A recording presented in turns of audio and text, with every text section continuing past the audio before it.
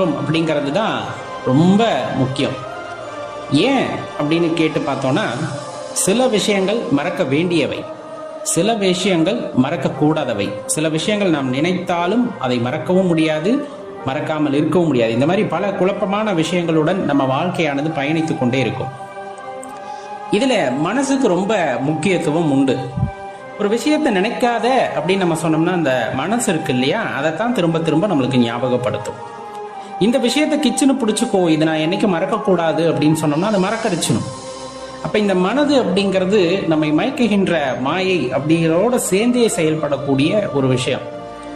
இப்ப இறை ஆற்றலுடன் நாம் இணைந்து செயல்பட வேண்டும் அப்படின்னு நம்ம நினைக்கிறோம். விடவே விடாது. அவ்வளோ சீக்கிரம் நம்ம ஒரு ஆலயத்திற்கு போறதுக்கோ அந்த இறை சக்தியை உணர்வதற்கோ நம்ம விடவே விடாது. நம்ம கவனத்தை சிதறடிக்கும் மனசு. நம்ம முந்தானத்து பார்த்த படமா இருக்கலாம், அல்லது கேட்ட பாட்டா இருக்கலாம்.